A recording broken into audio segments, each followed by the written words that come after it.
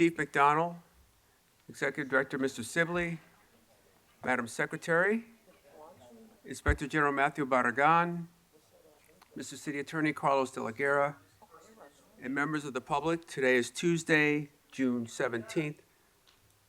You're disrupting the meeting. Today is Tuesday, June 17th, 2025. It's 9:30 a.m. This is a regular meeting of the Los Angeles Board of Police Commissioners. Madam Secretary, please call the roll. Good morning. Please let the record reflect Commissioners Suthers, Shields, and Sanchez Gordon are present, and we have a quorum, Mr. President. Thank you. Commissioner Garcia regrets not being able to be here today. He is ill, and Commissioner Calanche has departed the commission. We will recognize her service at a later date. We welcome everyone attending this morning. The Police Commission is committed to ensuring equal access to its meetings. It is requested that individuals who require the services of a translator contact the board secretary no later than the day preceding the meeting. Whenever possible, a translator will be provided. Sign language interpreters, assistive listening devices, or other auxiliary aids and/or services may be provided upon request. To ensure availability, you are advised to make your request at least 72 hours prior to the meeting you wish to attend. Members of the public, if you choose to participate in the public comment portion of the agenda, you can participate in this meeting in a number of ways outlined on the agenda. Members of the public who participate in public comment are reminded that they can speak to any item on the agenda or matter within the jurisdiction of the Board of Police Commissioners. Public comment is your opportunity to address the board, so you are free to express your opinion on matters before the board and to generally express when you disagree with other opinions expressed. However, directing your comments to other individuals who have spoken or attacking others who have expressed their opinions shall be deemed off-topic, and your public comment period will be concluded. Message for those attending the meeting in person. These meetings are regular meetings between the board, the department, and key stakeholders. Meetings of the Board of Police Commissioners are open to the public. The state's Ralph M. Brown Act affords the public the opportunity to be present at the meetings, hear the presentations and dialogue in real time, and provide feedback via the public comment period. During these meetings, there's a need for the board to carry out public business expeditiously and without delays or disruptions. Members of the audience shall not engage in any conduct which causes an actual disruption of the meeting. Those attending in person are reminded that disruptive behavior will be cause for removal. If you disrupt this meeting, you will be provided with only one warning to cease disruptive behavior. If you fail to cease such behavior, you will be removed from the meeting. All attendees must be seated. Failure to follow this rule will result in a warning and/or removal from the meeting. Before we move to item number one, I'd like to say a few words. For more than a week, Los Angeles and this department has been on the international stage. My fellow commissioners and I have watched the situation unfold in real time as we visited the Emergency Operations Center, the command posts, communications centers, and other locations. As with many Angelenos and a large majority of our workforce, the events have greatly affected all of us. This is a crisis that Los Angeles and this department did not ask for, but nonetheless, here we are. My fellow commissioners and I fully support Angelenos' right to exercise their First Amendment right to protest. The majority of Angelenos have done so without incident. It is erroneous to espouse that the act of disagreeing and openly protesting is not the behavior of law-abiding people. It is.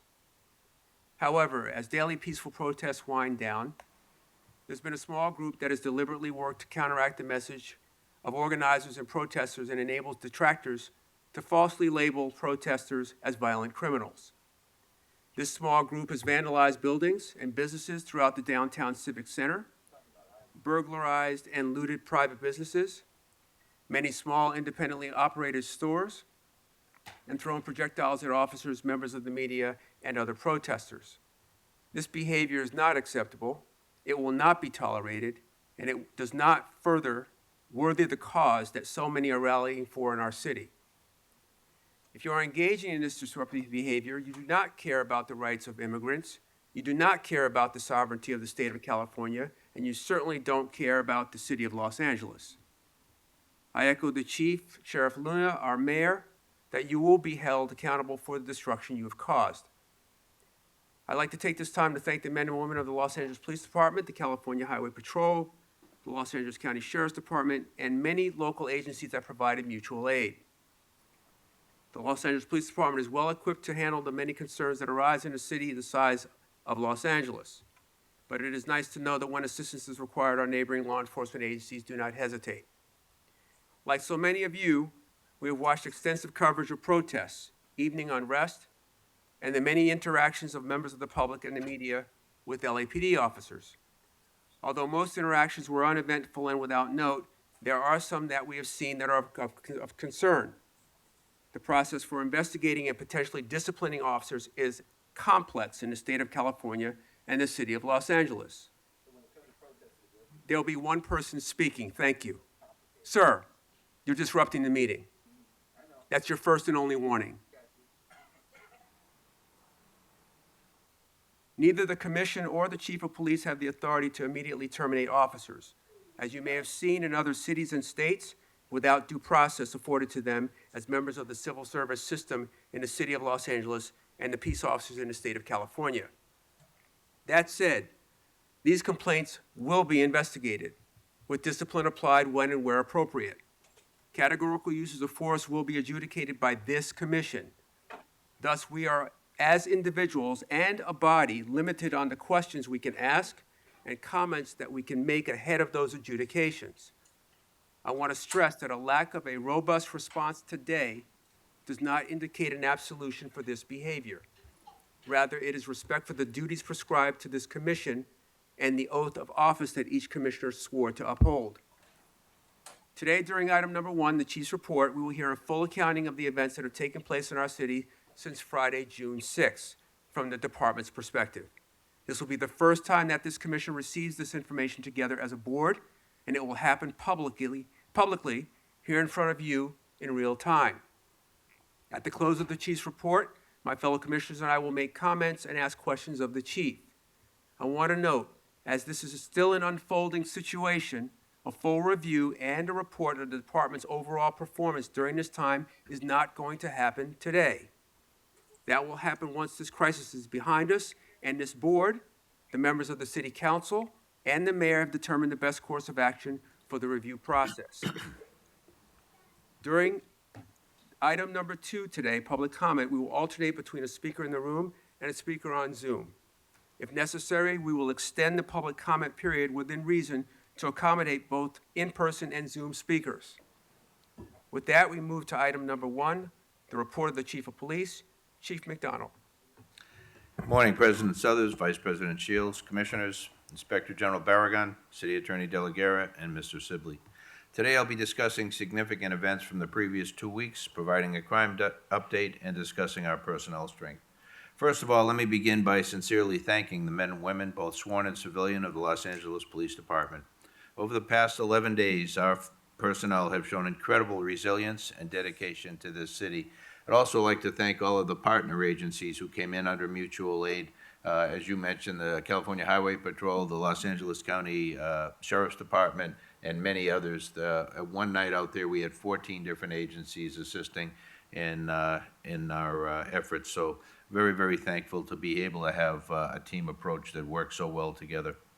These past days have been anything but typical. We faced very unorthodox and often dangerous conditions.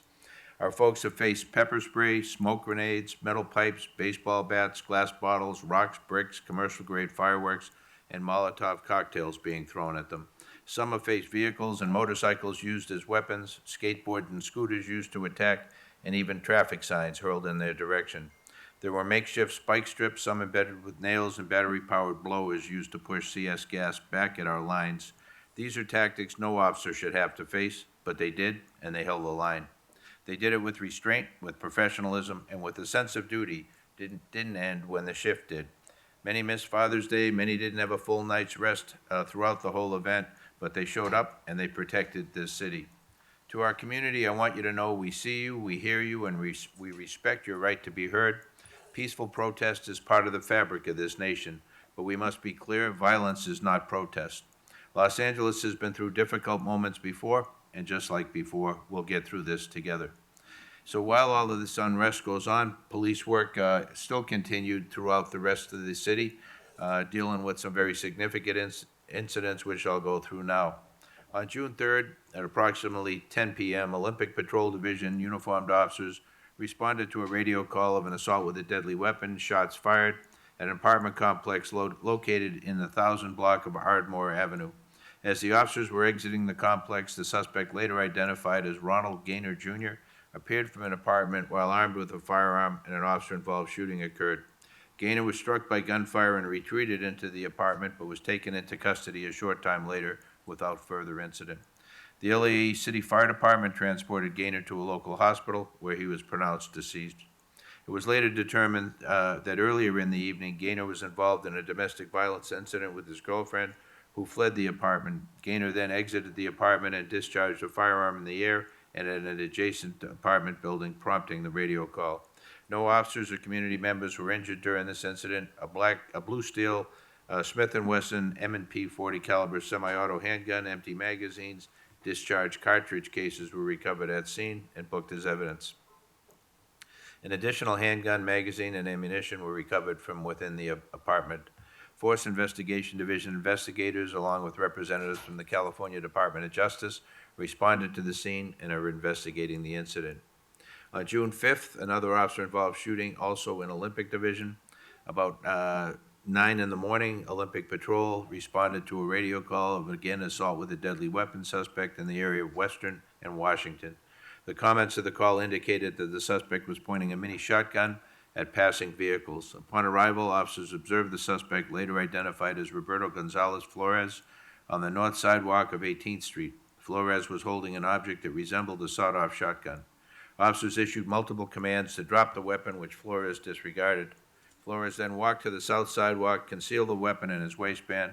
A short time later, he removed the weapon and pointed in the direction of the officers, resulting in an officer-involved shooting. Flores was struck by gunfire and subsequently taken into custody without further incident. The LA Fire Department transported Flores to a local hospital where he received treatment for his injuries. The investigation determined that the weapon in Flores' possession was a metal pipe that had been modified to resemble a sawed-off shotgun. The item was collected at scene and booked as evidence. No officers or community members were injured as a result of this incident, and Force Investigation investigators responded to the scene and are conducting the investigation.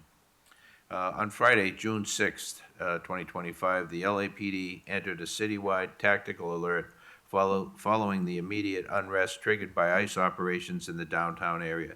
This escalation allowed us to rapidly mobilize resources, suspend routine shift changes, and focus efforts on public safety and crowd management. By the evening of Saturday, June 7th, in response to continued unrest and property damage, Mayor Karen Bass enacted an emergency curfew for portions of downtown Los Angeles. The curfew was in effect daily from 8 p.m. to 6 a.m.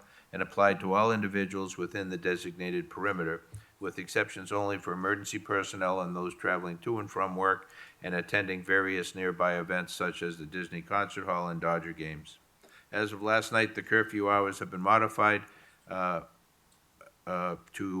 10 p.m. to 6 a.m., and officers continue to monitor compliance to maintain order and reduce the potential for overnight disturbances. The situation continues to evolve, and tactical alert remains in place, and operational decisions are being reviewed and adjusted based on daily intelligence assessments and regional activity. On June 13th, 9 in the morning, there was a SWAT call out for a barricaded ADW with a firearm suspect, 600 block of West 78th Street and 77th Division. Officers responded to an ADW shooting call where the suspect was believed to be armed inside the residence. Patrol officers heard one shot fired inside the location and contacted the suspect, but he refused to exit. SWAT responded and initiated a crisis negotiation team. However, there was no response. A 40-millimeter tactical discharge to the front door was conducted. The suspect began firing his handgun at officers from inside the residence. SWAT officers deployed gas into the residence and used less lethal munitions to subdue Andrews and take him into custody when he exited. He was booked for attempt murder. On June 14th, about 6 p.m., LAPD uniformed officers, along with multiple other law enforcement agencies, responded to the mass protests that were occurring in downtown LA. During a crowd control mobile field force operation, LAPD officers established a skirmish line. A later identified suspect broke through the skirmish line, and an officer assigned to 77th discharged one round from a 40-millimeter at the suspect and a law enforcement-related injury occurred. Suspect was taken into custody without further incident. Officers requested a rescue ambulance, which transported him to a local hospital. Suspect was admitted for an injury to the back of his head. Force Investigation Division investigators are investigating the incident. No other community members or officers were injured as a result of this incident. Year-to-date, we've had 19 officer-involved shootings compared to 16 at this time last year. A good burglary arrest in anticipation of potential looting activity. Operation West Bureau proactively developed a plan utilizing both shadow teams and uniformed resources to cover high-priority locations identified by each division. As a result of this targeted effort, 9 individuals were arrested for burglary-related crimes, all residents of South Los Angeles. On June 10th, Operations West Bureau received information from the Street Racing Task Force regarding a group associated with a street takeover planning to meet near Marathon Clothing Store on Beverly Boulevard. OWB responded quickly, deploying resources from our Gun Violence Reduction Task Force, along with detectives and uniformed officers to monitor the location. Approximately 25 vehicles were observed arriving, and officers were able to document several vehicles and associated license plate. During the operation, 2 separate burglary calls were dispatched around 11:30 p.m. Wilshire officers responded to both scenes. At the first location on South La Brea Avenue, officers took 4 suspects into custody and were found in possession of stolen property from a business that had been burglarized earlier that same day. The individuals had extensive criminal histories, including charges such as attempted murder, robbery, and firearms violation. They were also confirmed to be associated with a known street gang. At the second location, a red vehicle matching the description from a radio call was stopped by officers after being observed without license plates. Inside, officers found burglary tools, including power saws, hammers, pry bars, ski masks, and gloves. 4 suspects were taken into custody for conspiracy to commit a felony. Each had significant prior arrests, including violent and property crimes. Shortly after these arrests, Operations West Bureau personnel monitoring the original gathering observed a group of 25 vehicles leaving the area. Officers followed a commercial van believed to be involved, and a stop was conducted by the Street Racing Task Force personnel. The driver was arrested for possession of burglary tools, again which included power saws, grinders, sledgehammers, and a police scanner. He too had an extensive criminal history. Information on all arrests was promptly shared with OWB watch commanders in neighboring jurisdictions for awareness. Coordination between OWB and Detective Bureau is ongoing to identify additional crimes involving these suspects. On the crime picture overall for the 4-week period ending June 14th, LAPD recorded an overall 7.3% decrease in combined person and property crimes compared to the previous 4-week period. Persons crimes, however, increased 6.6%, while property crimes dropped significantly, down by 11.2%. Homicides remained down year-to-date by 28.9%, with 41 fewer lives lost compared to this time in 2024. However, in the most recent 4-week period, homicides did have an uptick, 9 more cases, driven by notable increases in 77th, Central, and Hollenbeck. Victims shot are down 14.5% year-to-date. Aggravated assaults did rise 9.2%. Robberies rose slightly, just under 1%. And burglaries declined by 15.1%. Motor vehicle thefts decreased by 11.5%. And our overall personnel strength numbers, sworn personnel as of June 16th is 8705. Civilian professional staffing is at 2664, and reserve officers stand at 358. That concludes my report to the Commission this morning, Mr. President. Thank you, Chief. I'm going to reserve any comments or questions to go last today, and I'm going to defer to Vice President Shields. Vice President Shields? Thank you, President Suthers, and thank you, Chief, for the report, and thank you for your leadership in navigating us through a very challenging time for the city of Los Angeles. People are understandably outraged and hurt by these ongoing immigration raids. There's an orderly way to arrest people who have committed crimes or violated the immigration laws. That happens daily. But what we have seen unfold in Los Angeles by this administration is not that. The shock and awe approach is a heartless political stunt that uses our military and law enforcement partners as political pawns to create unnecessary fear and terror in citizens and non-citizens alike. My heart goes out to all those impacted, and I'm sorry that when many of you went to the streets to voice your legitimate concern and outrage, other opportunists used your pain as a platform to destroy and vandalize our city and attack our officers. To the men and women in the Los Angeles Police Department, I'm sorry that you have been stuck in the middle of this political nonsense. I'm sorry that as you try to do your job, you have to deal with people throwing Molotov cocktails, professional grade fireworks, cinder blocks, rocks, and bottles at you.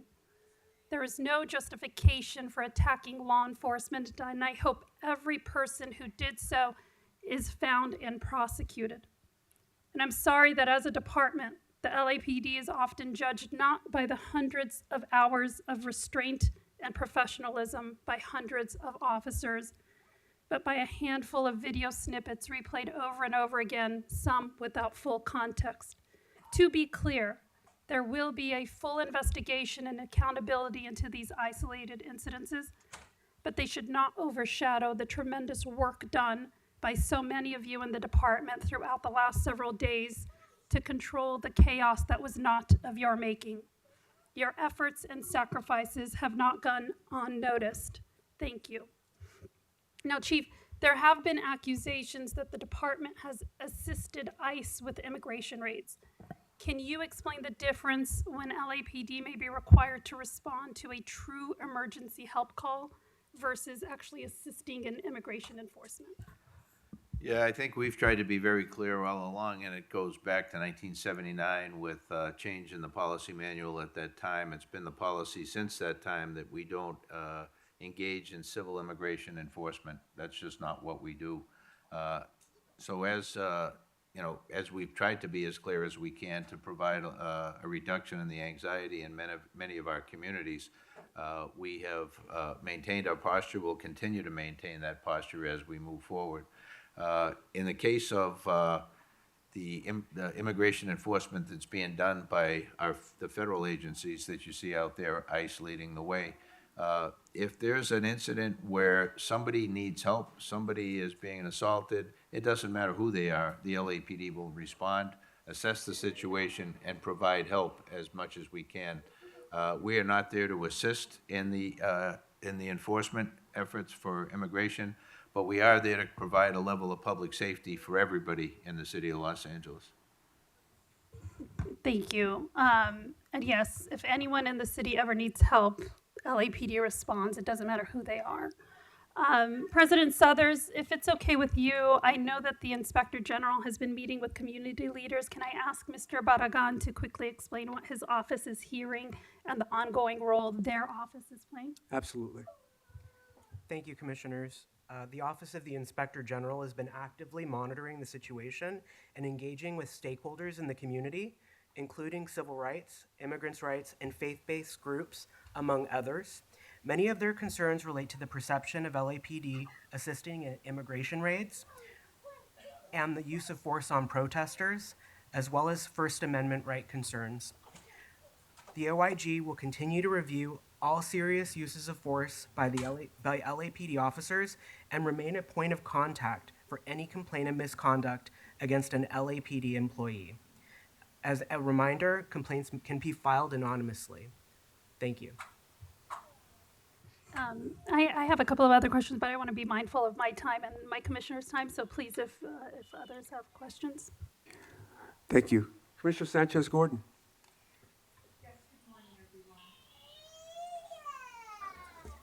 I think that the Commissioner Shields has expressed many of the sentiment that I share with her. Chief, I want to thank you for your report, and I know that there's a lot more that you will be reporting in the future, Yes. and we all look forward to that. Thank you, Commissioner. As for the peaceful demonstrations that our city has seen, I want to encourage those peaceful demonstrations to let your voice be heard. Our city is going through a lot, and I think that this is a historic and a watershed moment for our city. We need to be vigilant, and we need to be protective of those that are affected. For those that are disrupting and causing chaos and are not putting forth the message that our community wants to put forth in light of the raids in our city and the arrest in a manner that is totally unacceptable, I tell you that it is unacceptable to loot, to hurt our city, to hurt our officers, to hurt others, peaceful protesters. That is not the message of LA. We are not burning down. We don't need what we see in our city in the massive amount of destruction. As for the comments of the Inspector General, I thank him for visiting different community groups and agencies that also are very concerned about the conduct that we have seen in our city. Thank you very much, and I concur with you as well. Thank you. Thank you, Commissioner. I've made my comments in my opening remarks, so I'm not going to get into, as we discussed, the details of a number of incidents that were particularly disturbing. So what I'm going to do is we'll move to item number 3 on the agenda, public comment. Can I ask just one more question to the chief really quickly? One thing that I've heard about, is, given that the officers have been kind of doing round-the-clock deployments, and given the numbers that we have, how are we dealing with officer fatigue and wellness? Yeah, now that we're demobilizing, officers will go back to their regular duties, their regular time off, and our hope is to be able to give them the breaks they need to be able to recover, and be able to get back to a more healthier lifestyle in the days ahead. My hat's off to them for the sacrifices that were made by our officers and their families throughout this whole time. Thank you. We'll now move on to agenda item number 3, public comment. Madam Secretary, please announce the first speaker. The first speaker is Jonathan Foster.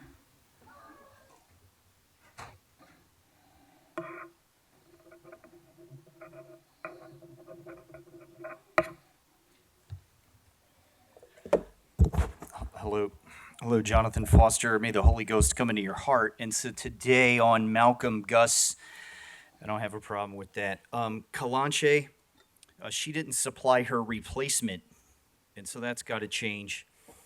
So the only thing I wanted to say about the riot is addressing the main problem with the LAPD takes changing the city charter and changing qualified immunity with everything connected to it. So throwing chunks of solid concrete at the officers isn't going to change these aspects of Los Angeles. So I wanted to talk about the quote-unquote unfortunates. Grosario Mack, Wilver Blanco, Takar Smith, Linda Becerra Moran, and Yang Yang. And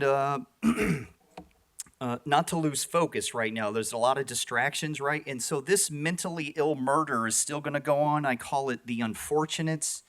It still needs improvement here, and I guess, I don't know, maybe, so this one here. Either the training's wrong, but when people in the same circumstance with the same training respond the exact same way at the same time, I can understand that.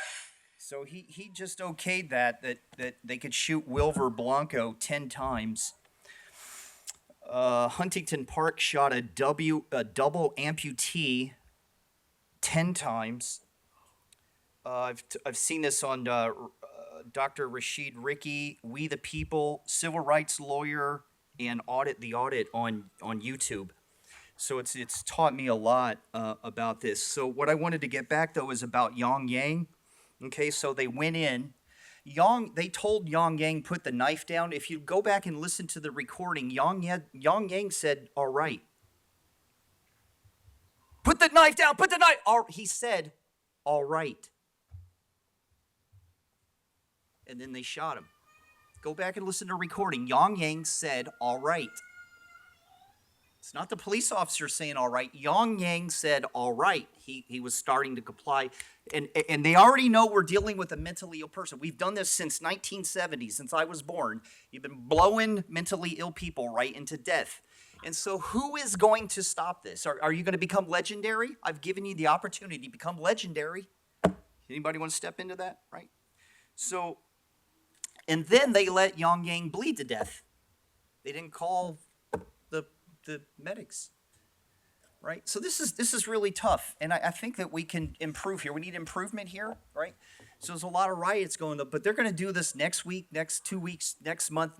This is going to keep coming up. So the training's got to change, right? And I think that maybe if smart people got in and redid this, maybe would mentally, murdered and mentally ill people. Thank you. Next, we have defend the LAPD. Hello, good morning. All items, please. Okay, 3 minutes. Commissioners, just days before these riots began, I released a full report found at defendthelapd.org outlining LAPD's readiness issues, broken command structure, and lack of frontline support. I know each of you received a copy in chief. I know you read it too.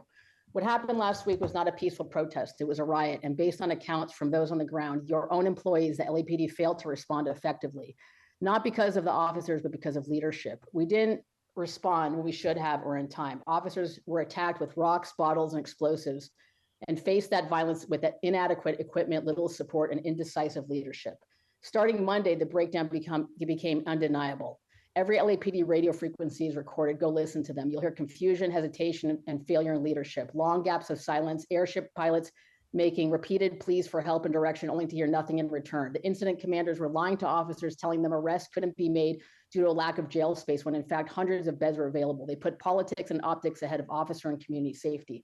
The moment protesters started attacking officers, the situation should have been shut down. Why on earth, Chief, would you agree to allow your officers to take bottles, rocks, and explosives thrown at them for hours on end? The mayor was grandstanding that there were no arrests. That's because she ordered it. That put lives at risk and surrendered control. The fact that Mayor Bass was physically stationed at the command post on that first Saturday is not just inappropriate, it's deeply concerning. Civilian oversight doesn't mean tactical interference. I don't care if she bought everyone El Pollo Locos. She has no place inside command post all day with her staff. Mayor Bass, City Council, and you, Chief, you created this mess. If you want to get ICE off the streets, then give them access to the jails. Why were officers scrambling for gas masks and others issued expired masks? That's not miscommunication, that's negligence. You could shut down many of these protests by arresting those who block vehicles for false imprisonment. That's a crime, yet no one's educating the public or council about that. Interfering with an arrest and politicians tipping off the public is obstruction of justice. Start saying that and start enforcing it. We have pepper ball guns, sting ball grenades, and full stingray dispersal kits sitting in storage unused because leadership is afraid of political optics. Officers are getting hurt while command staff try to look measured on camera. I've spoken to supervisors proud of their young officers. They were afraid and still stepped up, but they hesitated, not because they didn't recognize danger, but because they've been conditioned not to act. They fear leadership more than the threats in front of them. Sanchez, Gordon, and Garcia, you show up on Tuesdays and leave. This position demands more time and a real understanding of the complexities of law enforcement. You each have your own agenda. You should all resign. If you want to enforce the department's values at the top, then stop pretending they matter at all. Thank you. The next speaker is Baka Tanaka.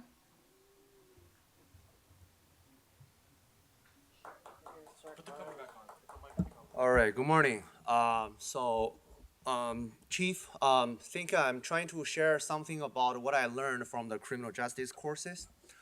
My professor told me that when you having your local law enforcement, state law enforcement, and the federal law enforcement, when all three agencies at three different levels of law enforcement are having a same goal, that is how you provide best result of your law enforcement. But right now, what I'm seeing under the mayor, under your police commissioner, it seems like you are dedicating a huge amount of your effort to go against your law enforcement partner.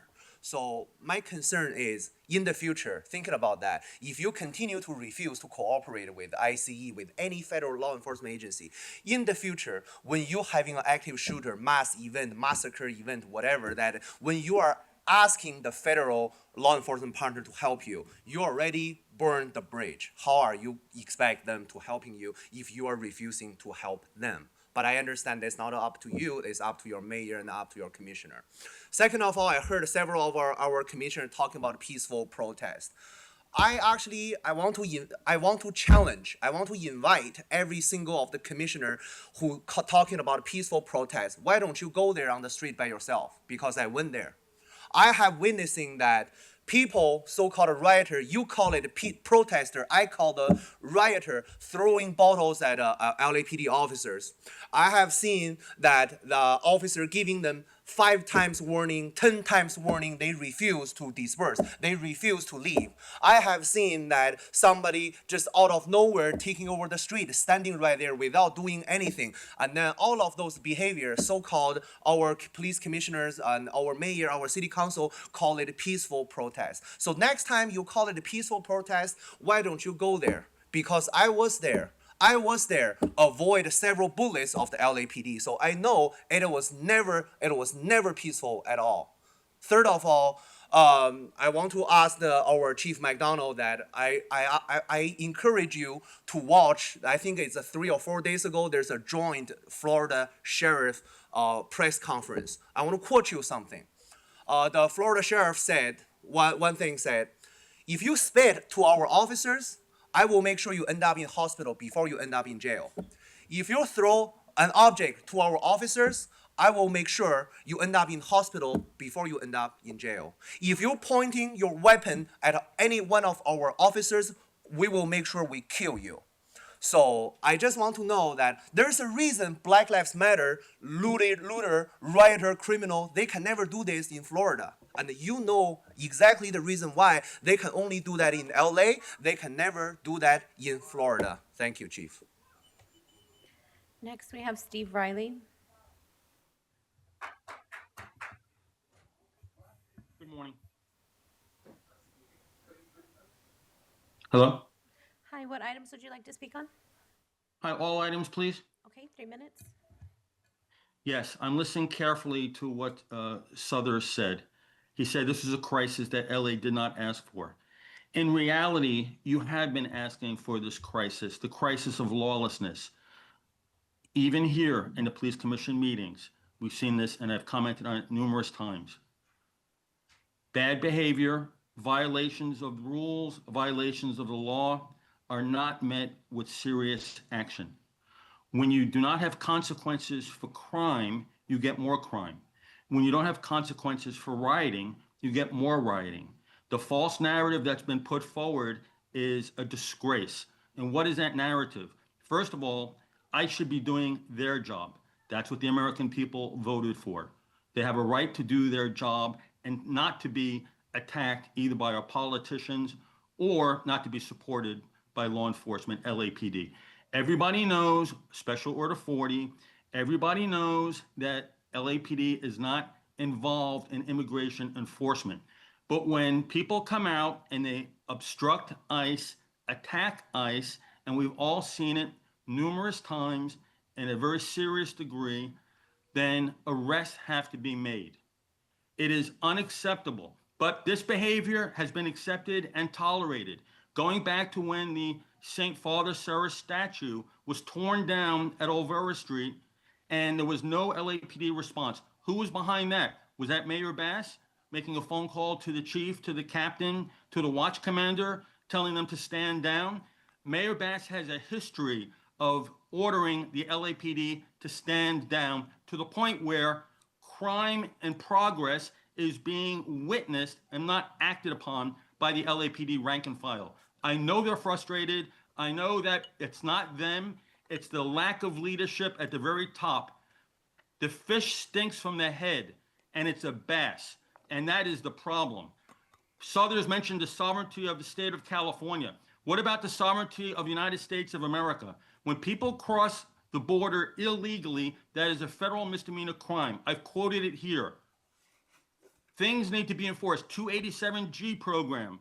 Put ICE in the jail and have people transferred peacefully in a controlled environment. I second everything that Defend the LAPD said. There needs to be an investigation as to why there's a lack of response in many instances. We've seen Crime go unabated. The violence, the graffiti, it has been a disgrace, and things need to change. I support law and order. I support the rank and file. I do not support looking away when crimes are committed. We need more ICE, more force, more arrests, and federal charges. Thank you, and God bless the LAPD. And God save Los Angeles. The next speaker, please, Nayeli Miso.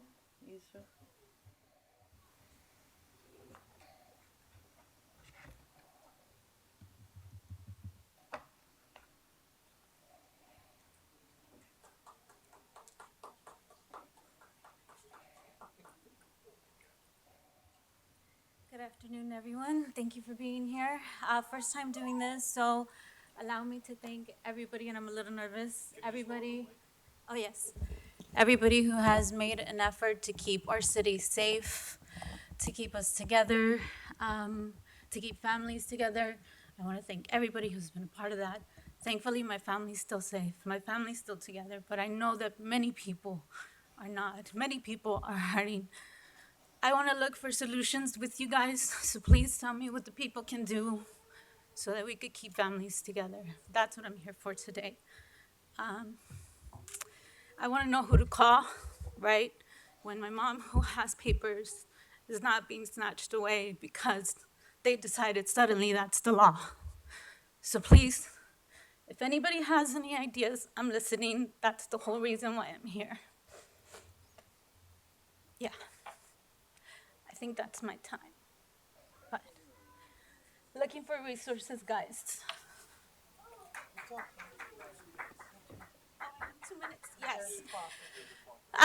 So yes, I would love to know what people we need to knock on, whose door we need to knock on, who we need to talk to make sure that our president does not violate the Constitution any longer with our own elected officials, with their people, with anybody. Like, I want to know what we could do. I'm happy I was part of the peaceful protesters. I can't be mad at people, because they're angry. I know that I would want to open the gates of hell too if my family was taken. I would want to go looking for them, So, yeah, if you guys could help, I would greatly appreciate it. I am a citizen, I came here the right way. I did my effort. I pay my taxes. I work. I help my community. I want to thank you guys for helping yours. Just really looking for solutions here, guys. Okay, thank you very much. Next, we have Blue. Good morning. Good morning. What items would you like to speak on? All items, if I can, please. Okay, 3 minutes. Thank you so much. I just really sincerely, on behalf of the community, would like to thank every single LAPD officer and every law enforcement officer that was out there. Chief McDonald, we know we have the best in the world. We know the restraint these guys held. We know how they keep our neighborhoods safe. And it was absolutely heartbreaking and heart-wrenching to see these officers getting ambushed, getting overwhelmed and outnumbered. And the officers that were under the freeway bridge, for hours, those buffoons stood on the freeway bridge throwing rocks and fireworks and other things while the officers were trapped under there. Absolutely unacceptable. Chief McDonald, when an officer is ambushed, when this happens, you have to go scorched earth. This is not okay. These officers were worried about going home to their families and their newborn babies, their parents. Something more needs to be done. Please protect these officers that are out there risking their lives every day. To follow up on the other gentleman, the police chief in Florida held up 2 pictures. We know the difference. This is a peaceful protest. This is a riot. This is peaceful marching. This is looting. Enough of the excuses by saying, we know we have some bad apples. No, Mayor Bass, these are not bad apples. These are paid agitators. These are paid criminals and these are paid idiots that wreak havoc on our city. And God bless the people in downtown and the businesses that are losing money. Downtown is a beautiful place to eat, to walk around, to take families. They've ruined us. Chief McDonald, I urge you, please be your own person, which you are. I've heard you in a couple of interviews and you are fantastic. Appreciate you. Please support these officers. If one bottle is thrown, if anything is uh, tossed at them, bricks, bottles, anything, you know what? It has to be nipped in the bud right there because uh, it was too late. And um, the riots continued and they got bigger. Peaceful protesting is okay, but what happened in the last few days, not just LA was the worst of the worst because they can get away with it because it's been left for so long. We were a disgrace around the country and around the world. And the fireworks, I saw one video, an officer looked up and said, run, as he's looking up. It was like a bomb coming down on there. God bless the LA. The next speaker, please, Mr. Herman.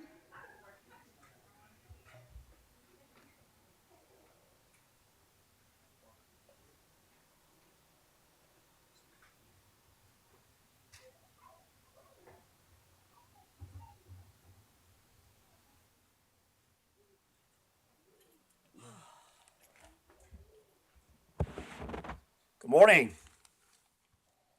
The good news is that Donald Trump made it happen. He made it work while your mayor, your elected officials stood there with their hands between their legs while poor Jim was told not to do anything. Imelda Padilla, a councilwoman, told the chief of police to his face, "You're gonna do what I tell you to say, chief." No. There's a distinction between Trump, LAPD, and the sheriffs. Fuck City Hall, fuck the mayor, and fuck their stupid policy, practice, and pattern. Yeah, I'm a child, and I'm offended that the goddamn situation of motherfuckers doing these type of shit continues. Right, Southers? I'm an American, Native American, motherfucker. And damn shame am I gonna stop and prevent. No, I'm gonna enforce. I'm an enforcer, Southers, not a pussy or a twat.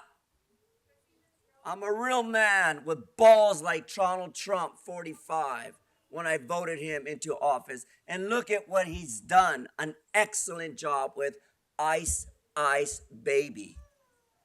Now, if government in Washington cares about illegal immigration, then do something about it. Fuck Alex Padilla. Fuck Jimmy Gomez. Fucking morons. And if anyone cares about immigration, especially today, then stop using people as pods, as slaves, taking your kids to school, feeding your kids as they babysit, gardening your fucking homes. That's nonsense. When I sat in the federal court with David O. Carter and heard the CAO talk about homelessness, fuck Matt Zabel, fuck the city of Los Angeles, and fuck LASA and the 4 fucking bitches of the board of supervisors that made me homeless. It's your job and duty to do what we, the public, demand. And in my closing argument, for the record, it's right here in my hand for you. All about homelessness. God bless America. God bless Trump. Thank you, 70-year-old Donald Trump, because that other dumbass. Thank you. Next, we have Betty Lane. Good morning. Good morning. What items would you like to speak on? I'd like to remark on Chief's report agenda items and public comment, please? Okay, 3 minutes. Okay, first off, I appreciate Chief's report over everything that LA has been going through. It breaks my heart of all these negative protesters. I also support all the donation items on the agenda. Now, Chief, I've gone over this before, but I'm going to do it again. When you have an upper command that has no common sense, though is very, very smart, they need to be in a strategic group such as the new Public Safety Metro Police Department. You know, when First Division, I had told Chief Choi at the time, the issue with the gang unit was out of revenge. And that was back in September 2024. And the truth will come out if you'd only look at an internal review. It was revenge, but he didn't listen. There are times when people from the outside looking in know what they're talking about and how to fix it. Those who caused this mess have already been terminated, as they should. The upper command needs to be reinstated and back at the division where they were respected, appreciated, and loved. Morale needs to come back. Who has made a big difference in connecting with the community for the better? Please, please do the right thing and fix it. The answer where very smart people in command, they need to be where they're helpful, even if it's going to Harbor Division. When you were first elected, I was so thrilled, and you were great answering my emails until I brought up the issue of the gang unit in February. Now, for some reason, you don't answer any. Apparently, you're lacking division-making skills. God bless everybody, and God bless the LAPD. The next speaker, please, Peter Gregg.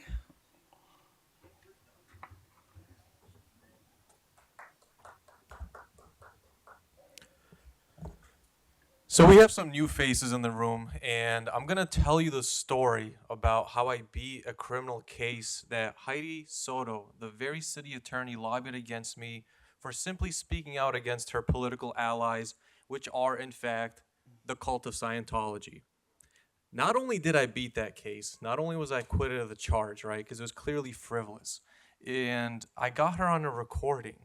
I got her on a recording at a public meeting where she admitted that she knew it was frivolous, she knew it was not a priority, and she admitted to doing so as a favor to Scientology, because who's this guy from the East Coast that comes as a tourist all the way to California to fight the case, win it, no convictions, no crimes, no fines, no nothing, and to hold her accountable?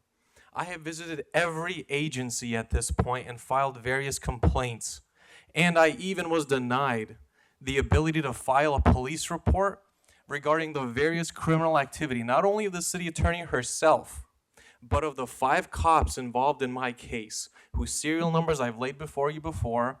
And I have new serial numbers today to present before you on people who I'm waiting for a couple of things. First of all, I filed a complaint against all 5 officers with Sergeant Lee Perry here at the headquarters. That was 2 weeks ago. How come I haven't gotten my CF numbers? Where are my CF numbers? I wrote the damn complaint for you. I videotaped the damn thing. Where's my CF numbers? I want to make sure their names are officially registered on those complaints, and I want those CF numbers. So I better see those CF numbers. Next up, we have the actual officers at the central station where I was trying to make my police report against Heidi. I haven't asked for a PPA yet, but let this be my official request for a PPA against Heidi Soto for the criminal acts to which I was acquitted of the charge and to which she committed all along the way, obstruction of justice and various other activities. So I spoke with Detective Rank 3, by the way, not just a rookie detective. Rank 3, serial number 37452, Quintanilla. He denied me a police report, essentially giving me the middle finger, telling me to go kick rocks, and will not allow me to file a damn police report. I want Heidi Soto's name tied to an incident ID, and I want that damn incident ID number, just like every other member here and every member of the public has the right to file a police report. Not only that, though, it doesn't stop there, right? There's 2 lieutenants this fool admitted to colluding with in the back to rejecting me my ability to file a police report. We have Mathis, serial number 30400, and Stetter, serial number 35831. How deep does this go? And do I need to be a cop to start holding you guys accountable? Maybe I will, Jim. Maybe I'll see you on the other side. Who knows? Next, we have Jill.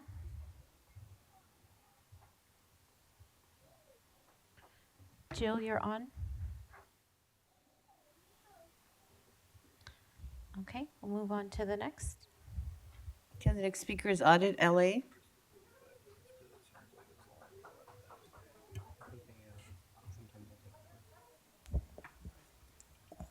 Thank you. Good morning. I want to, first of all, thank you for trusting us with a peaceful permit to protest peacefully the Church of Scientology. It was on Father's Day, and it was absolutely amazing. It was everything I said it would be: peaceful, joyful, loving. We got people who grew up there or who are were there for victims who were escaped, like Nora, Laura, Vanessa, and others, were able to come and speak their minds, sing, and be able to reclaim a part of their lives, that their strength, that they can go back and say, I survived you. I survived this hellish place. And it was done with love and dignity. We have a scroll here today that we laid out, and it has 209 names of children who survived, who have come forward as survivors, who are willing to put their name on a list. Many of them, though, are not with us anymore. They couldn't handle the effects of what they went through. Many committed suicide. They have one of the highest suicide rates. But we honor them, and we have that list we would love you to see. It's a beautiful scroll made by Liz Gale, a former Scientologist, and her brother is the first name on the list. He committed suicide. And that is the hardest thing to even think of, but she is putting her pain in her art. The officers that were there to protect us did a great job, and they were very sympathetic, and they listened to people like Nora and Laura, who were trying to explain to them what Scientology really is. And I believe they heard us. In retaliation, though, Scientology they moved our porta potty down the street. They came to my building, knocking on my neighbor's doors, saying that I got fraudulent protest permits, and asking all kinds of questions. They even went to my door. They called my family member, my daughter, okay, and is harassing her, scaring her.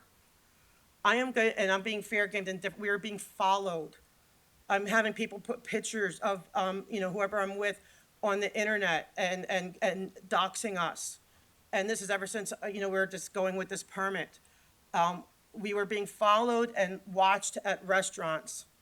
I'm going through a lot right now to have this, because I am going to speak up forever until Scientology there's no more children in Scientology, until these human abuses are done. I'm coming, and I'm begging you, Chief, please get them off of your CPABs until these things are resolved. I beg you, sir. Thank you. Thank you. Next, we have Glenn.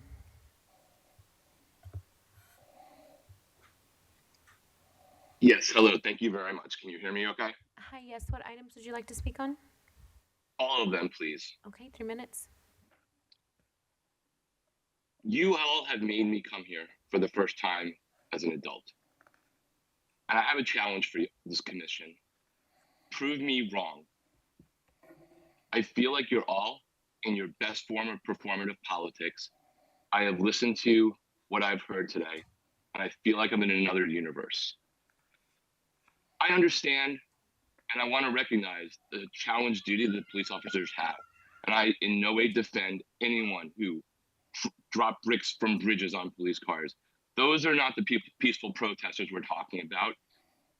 If everyone who went and insurrected on January 6th doesn't represent all of Make America Great Again, those people don't represent all of the protesters that have been marching throughout Los Angeles and throughout this country. So again, I challenge you, prove me wrong. Prove me wrong that you're not all cowards up there using process to not just simply tell us, hey, we are investigating, we can't crown it further, but we have seen, yes, that a police officer shot a rubber bullet at an Australian reporter. That we have seen and know the officers who, in another widely viewed clip, saw a protester who I personally saw get shot with a rubber bullet in her head, and she was peacefully protesting the entire damn time, say, and blame the people around her for why they couldn't get her medical aid.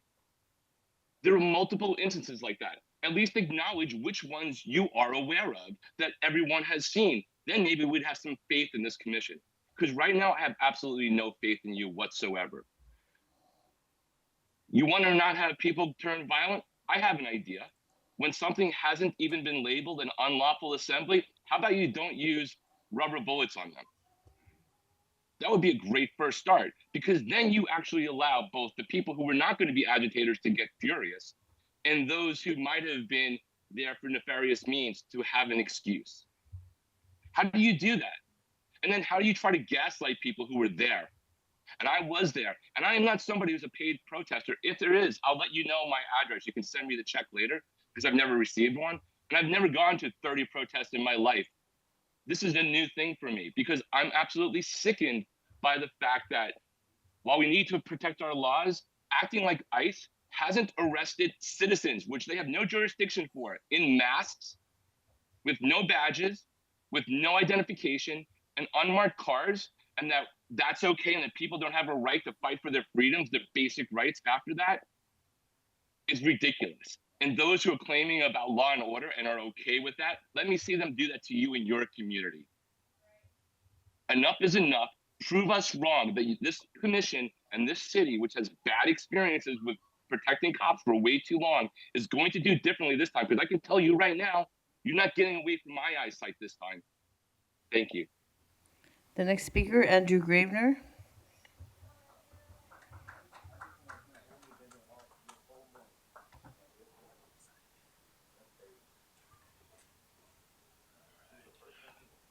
All right, so let's start off with the commission president's comments.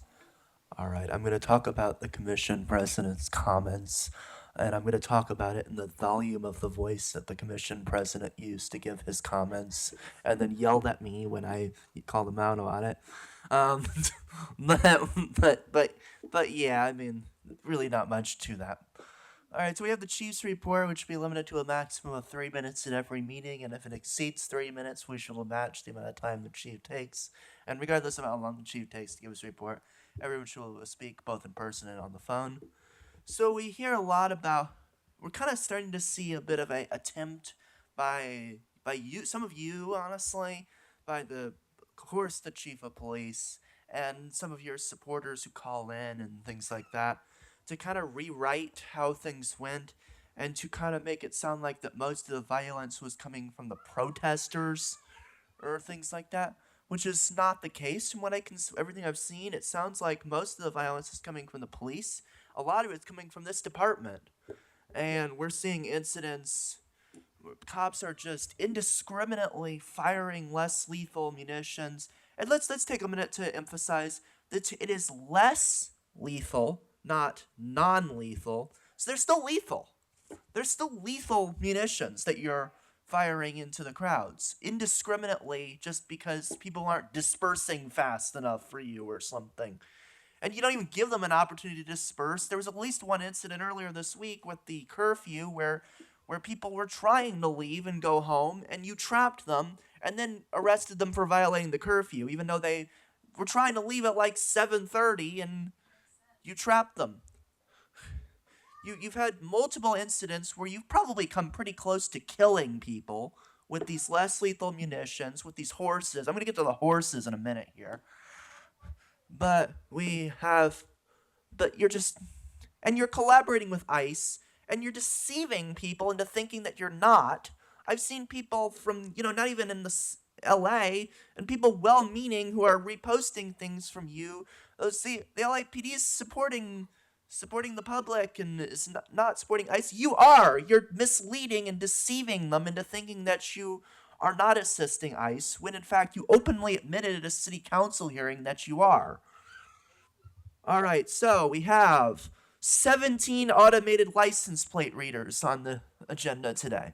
These are the things that, send data to ICE and such, I think. You're getting 17 more of them. Says a lot that's still on the agenda after all of this. We also have a donation for a new police horse. It's those horses that you keep using to trample protesters, and I don't even have time. Next, we have caller ending 1403.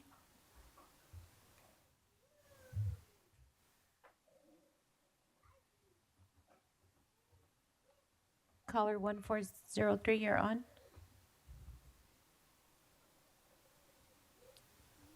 Okay, we'll move on to the next. The next speaker is Mona M.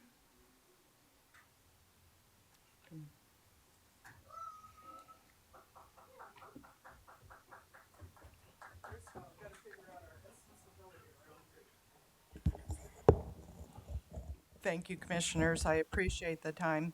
First of all, thank you, Commissioner. Thank you, Chief McDonald. I've been on every meeting for the last year and a half. It's been on Zoom, so this is a pleasure and an honor to be able to be here to talk with you. Can you hear me okay? I do come to talk again about the meeting that you did put together for us with your deputy chief. I certainly appreciate that. And one of the resolutions and one of the problem solves that we came up with was the fact that no victim, no crime, that people need to report. And I've heard continually from the commission, from the chief, from the OIG, that you want people to come in and report and not to be intimidated and not to be afraid, that their civil rights are important just as much as the violators.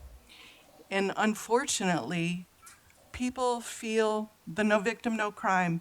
People feel intimidated to come in and report their abuse because of the positions and the people that are being held on the CPABs. The Church of Scientology does have a seat at that table, and many of the victims are very intimidated. They feel that in the past and now, that if they come and report, that the precedence in the past was that their voices were just squashed because of the relationship, a perceived relationship maybe, but it's still a relationship, so they don't report. The second thing I'd like to talk to you about is I do have a personal friend that has a developmental disability, and they have been violated incredibly. And they don't want to report either because of fear of retaliation, the fear of being I'm sorry, the word just kind of went right out of my head, excused before in the past. And they would like to have an opportunity of maybe with the Senior and Disability Services or maybe with the police force to make another report. So those are the two things that I would like to speak about. But Chief, if you would consider reorganizing your CPAB so that way people aren't intimidated with that perceived relationship, that would be an awesome take home. Thank you, and I yield back my time. Next, we have Alexi.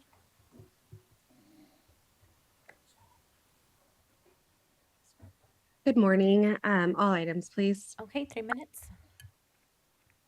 Thank you. My name is Alexi, and I'm a street medic and mental health crisis responder.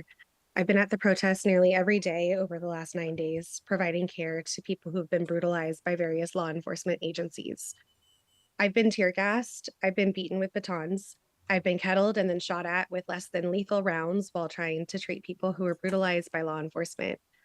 Not once have I seen protesters initiate any of the violence. Every single time, every single day, it was law enforcement that escalated. I wasn't alone.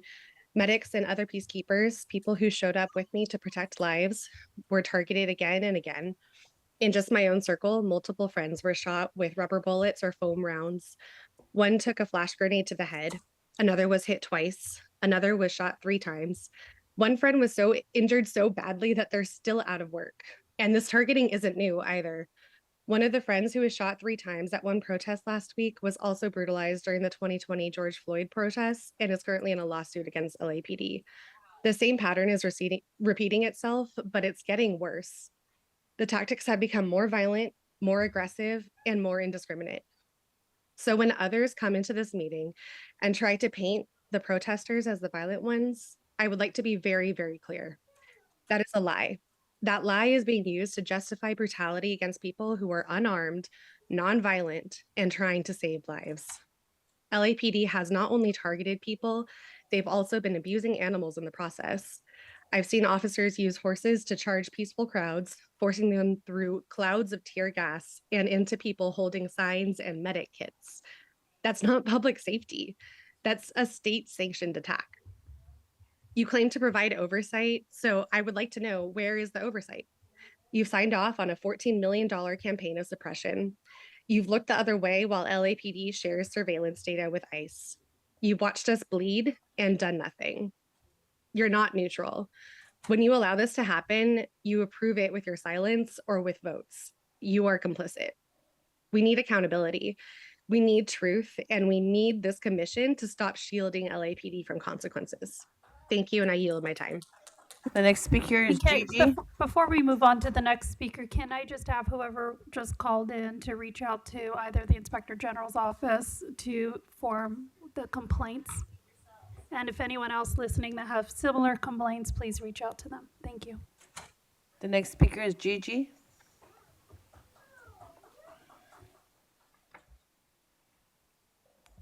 Good morning. I want to echo what Audit said. Thank you for allowing that permitted protest for the First Amendment on L. Ron Hubbard Way. Thank you, Chief McDonald. Thank you, Commission, for that. The protest, it was amazing. No incidences. But the day before, I had to deal with, well, I believe you guys were on TAC alert. Scientology called the police on me for trespassing when I was just on the public easement waiting for them to deliver the porta potty for that. We had gotten permission from Sergeant Corwin, who said that we could do it a day earlier because it was on Father's Day. It was a Sunday. That's the only way we could get the porta potty there. So we had Sergeant Corwin's permission, and I was there to supervise, watch, put it in the right place. And I got harassed by 3 men on bikes trying to intimidate me. And I chose myself not to call you guys because you guys are overwhelmed with everything going on. And I figured if I did, usually it takes forever for LAPD to show up. But within 5 minutes, there were 2 cars showing up. There was a sergeant and 2 officers. And according to this card that I got that says, no crime, no trespass, no obstruction of sidewalk, porta potty allowed and permitted, I believe not only were they trying to fight against the porta potty being there, they were trying to trespass me on the public easement. I never stepped foot on their property. I wasn't hanging out just standing on the sidewalk. I was on the public easement, and they were trying to trespass me. They also were trying, Scientology was trying to fish for my information, and they were trying to get the officers there to get my information and require me, who committed no crime, to identify myself. I'm not a local, so I do not know the specific laws about that, but where I'm from, you have to be detained or commit a crime or reasonable suspicion that you committed a crime. but I'm wondering if you're on TAC alert. How come Sergeant Dressing 38439, Officer Salas 41537, and Officer Ramirez 45684? Why did they come right away within 5 minutes when Scientology called? I wish that you guys would stop this relationship that is going on between LAPD and Scientology. I don't want you guys to just pop up and take my side. I want you guys to be neutral. There's supposed to be neutrality in policing. And again, like Mona said, I've been calling Zoom for a long time, and this is the first time I've been able to speak since October because you guys do not do the Zoom calls like you should. So I appreciate how you're doing back and forth, but can you please in the future do Zoom calls like you're doing today and let the people on Zoom talk more? Thank you. Next, we have Riley.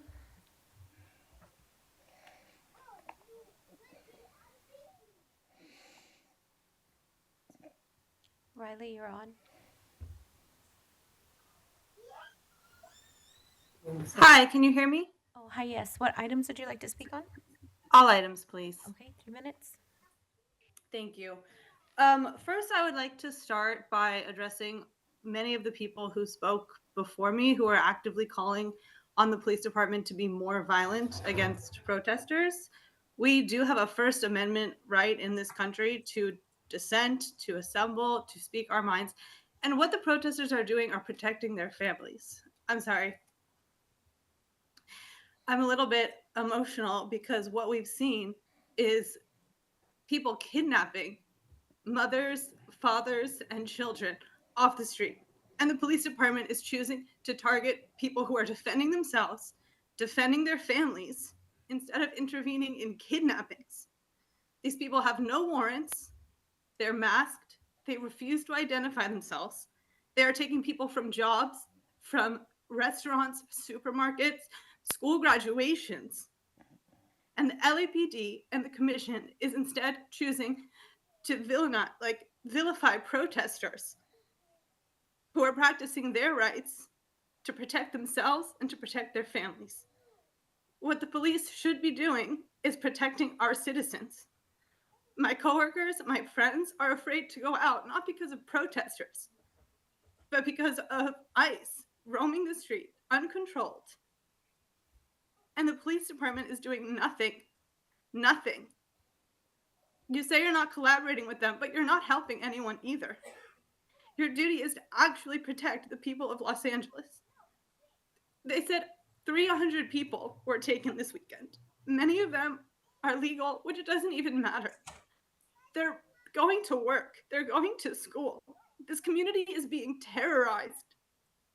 Terrorized. And nothing is being done to protect them. You are clearing the way for ICE. You're attacking press, protesters, medics, as she just said before. Any violence that's being instigated is being instigated by the police department, by the sheriff's department, telling people to get off the streets hours before curfew was even in place. No one had any notice. And then using this as an excuse to start shooting protesters. The police department is absolutely out of control. It's a shame, and I would like to say Los Angeles has not been an embarrassment. Los Angeles has actually been a light to the rest of the US that we have a right to defend ourselves. These people are not welcome in our communities, ICE, and we want to see the police stand up for the people of Los Angeles. Thank you. The next speaker is Madison Shockley, followed by Michael Williams.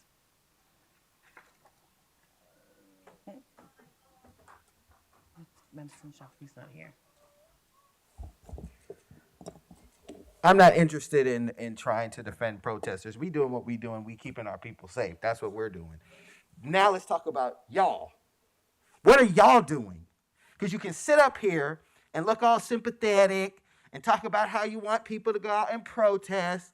Y'all have power. What are y'all doing to stop ICE from stealing family members? The most you've talked about is how y'all protect buildings from getting tagged. property? What are you doing to protect families that are getting their family members kidnapped? Because let's be clear, the reason why people started going at the police is because when the community stood up and blocked the ICE from going into their communities, blocked ICE for hours from stopping them from going to do the raids, guess who came to the rescue for ICE? LAPD. That's why people are angry at you. Because when the community stood up and decided that they were going to protect their loved ones, y'all stopped them from doing it.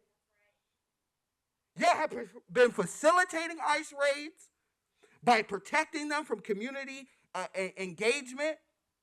Y'all could be making sure ICE is following state and federal law, which they're not. You could be doing that, but you're not. You could be arresting ICE agents who violate the law, but you're not, and you're not going to.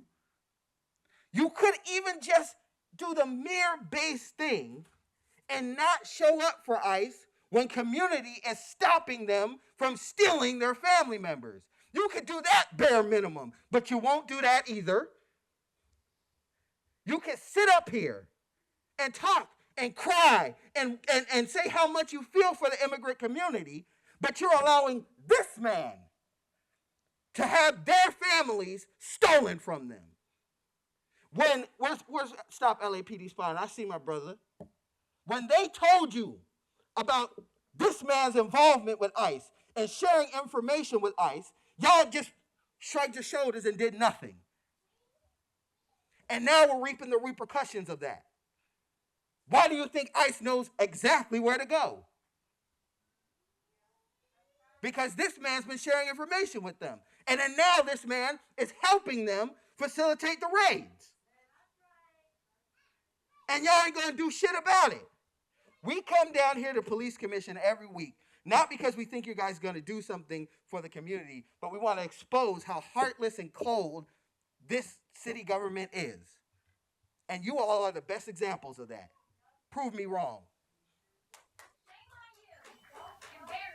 Next, we have Laura. Laura, you're on next.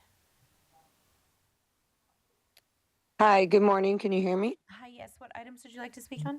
On all of them, please. Okay, 3 minutes. Hi, so we had a beautiful protest on Father's Day at the Cult of Scientology on L. Ron Hubbard Way.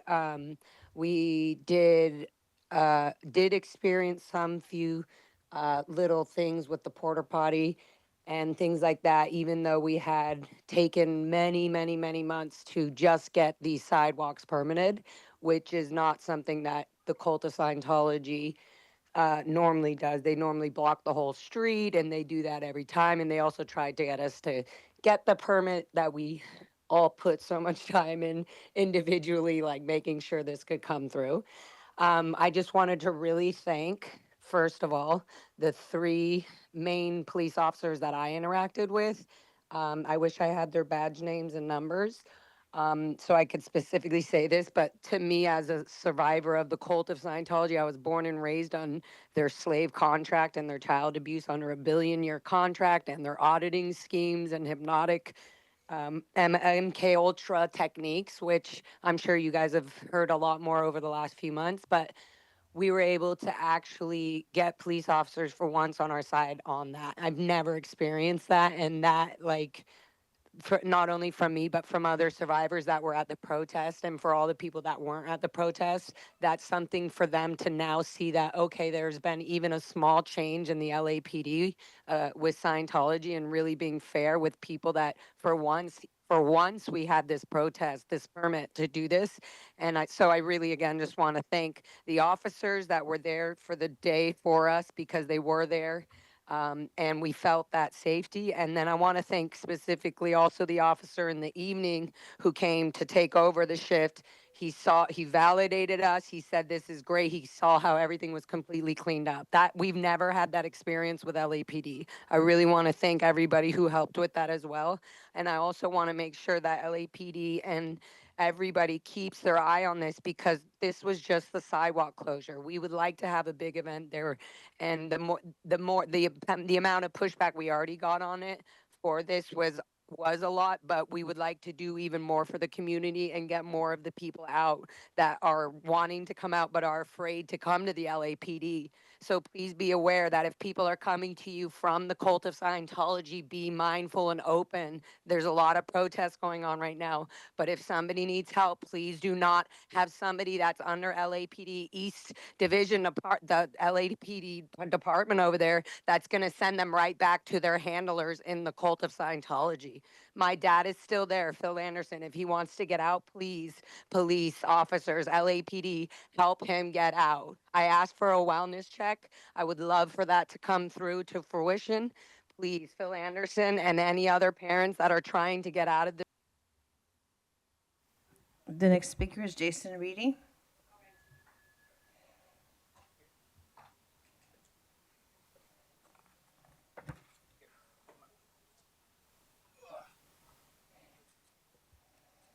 Okay, so we have all witnessed the LAPD's latest incursion into our communities over the last 12 days. Let's run down some of Jim McDonald's lies.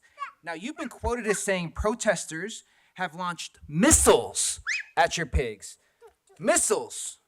Next, you're going to say they're like agents of Iran, and the LA Police Foundation will locate funds to acquire a small Iron Dome system. Now, the crowd control techniques you talk about feature the beating, maiming, and terrorizing of protesters protecting our community. Less lethals are being fired at people's heads, groins, spines, kidneys, and necks. A comrade's finger is off the bone as a result of your violence. Another comrade is going to surgery this afternoon after being shot in the hand with a 40 millimeter. They may never be able to close their hand again. All right? Others were shot in the head, have concussions. Some may have brain bleeds.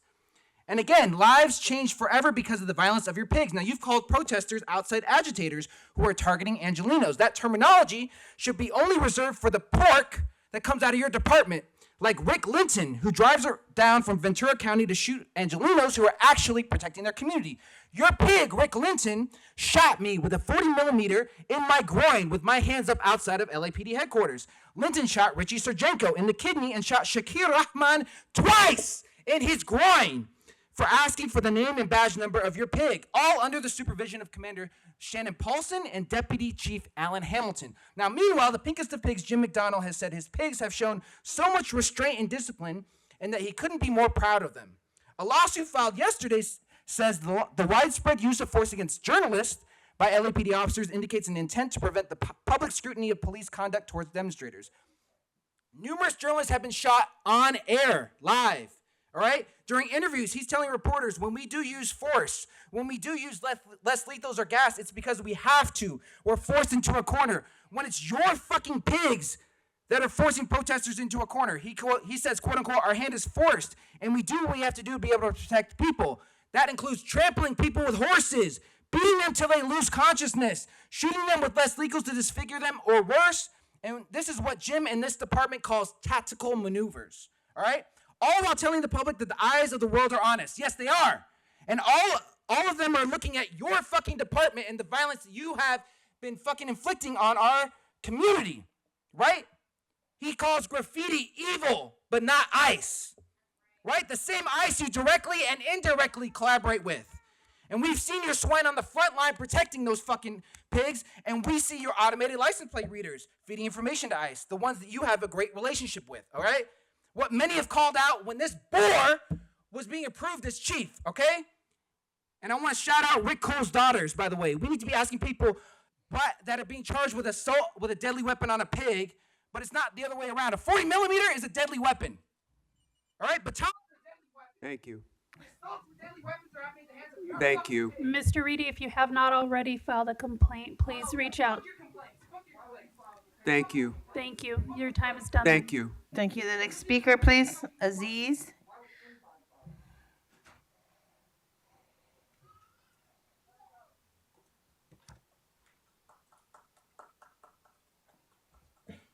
All right, I'm just going to get into it.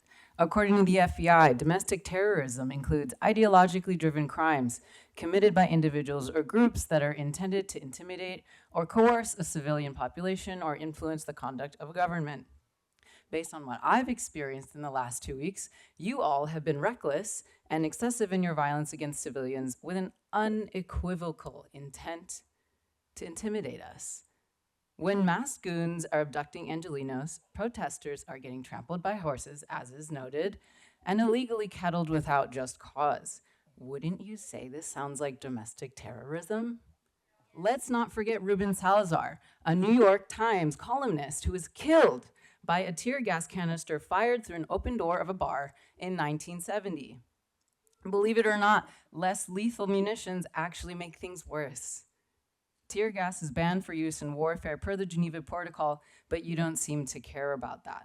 Y'all shot a protester in the testicle and a photojournalist between the eyes. I got shot in the ass this week for turning my back to grab my dropped backpack. Where are your priorities? Why aren't you stopping ICE? I haven't been able to sit comfortably for 5 days because of the wound it left behind. If this isn't reckless, excessive, and terrorizing, I don't know what is. I personally witnessed your parasite, Rick Linton, as is also mentioned, aim and shoot a 40 millimeter from close range outside of this building. When asked for his name and badge number, he prefaced by saying, quote, "I'm going to pop you right now because you're taking up my focus." But he's allegedly gone through de-escalation training. The hypocrisy is unreal.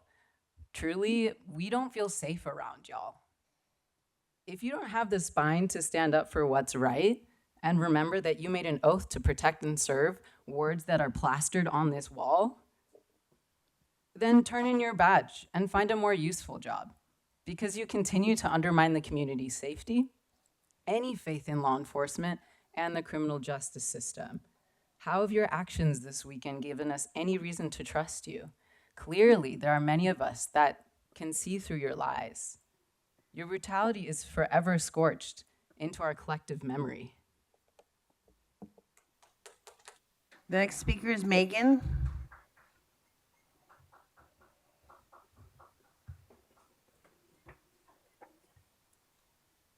ICE has admitted that these protests delay their operations, but Russia is outraged and hurt by these warrantless kidnappings. I just want to know what the fuck you're gonna do about it.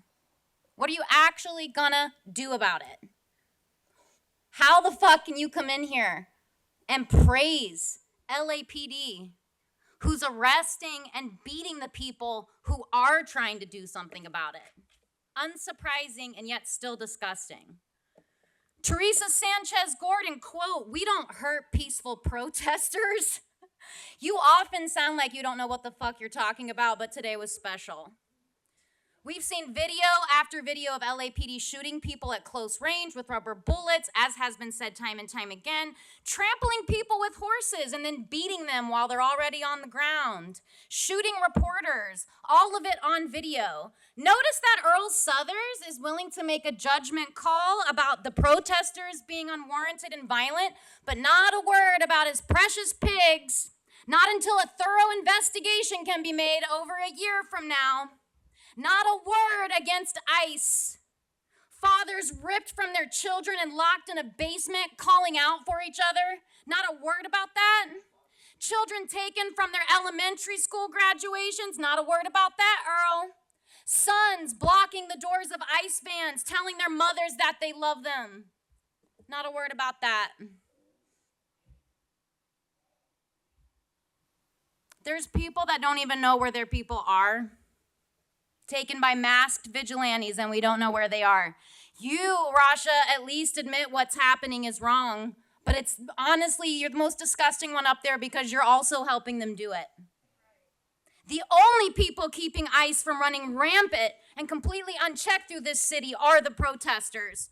All of them. And differentiating between the good ones and the bad ones and the permitted ones and the unpermitted ones is a tactic to divide us. Don't fall for that. LAPD has always collaborated with ICE via data sharing of their vast surveillance network. We're the most surveilled city in the nation. And all that info is uploaded into databases which ICE accesses, and Stop LAPD Spying Coalition wrote you a letter about it weeks ago and you didn't do shit. Now the invisible has become visible, and we see plain as day who LAPD protects and serves. Shame on all of you. The next speaker, please, Kuya.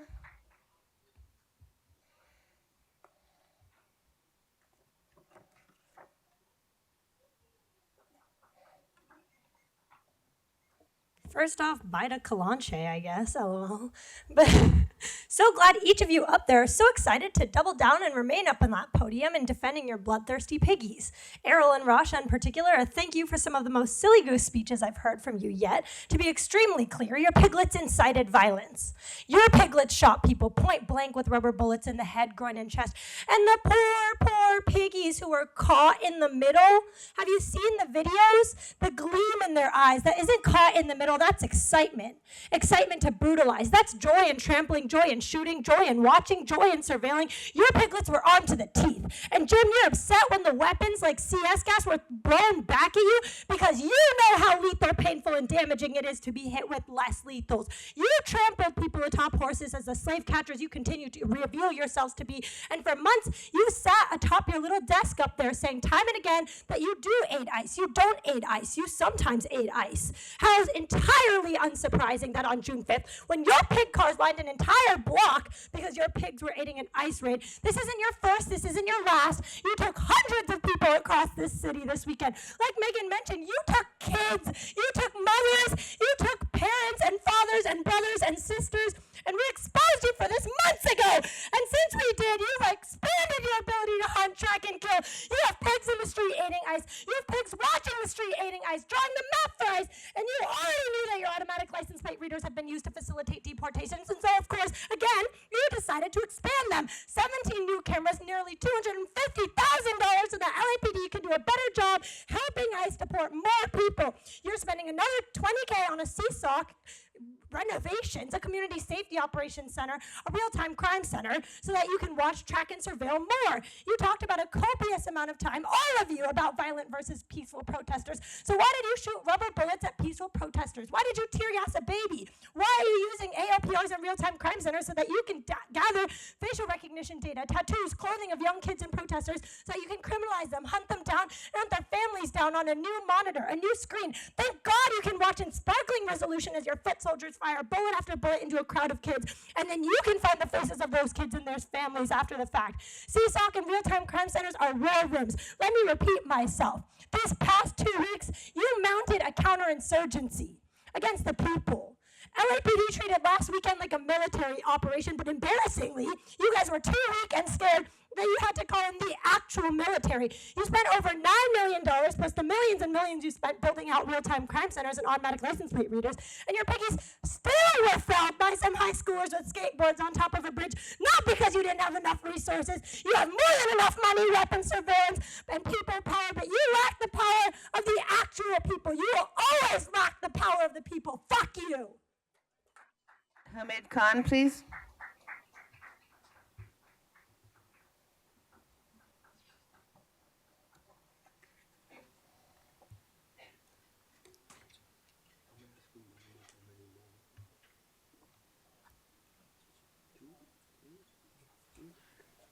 So one of the things that we say at Stop LAPD Spying is that it's not a moment in time, but a continuation of history.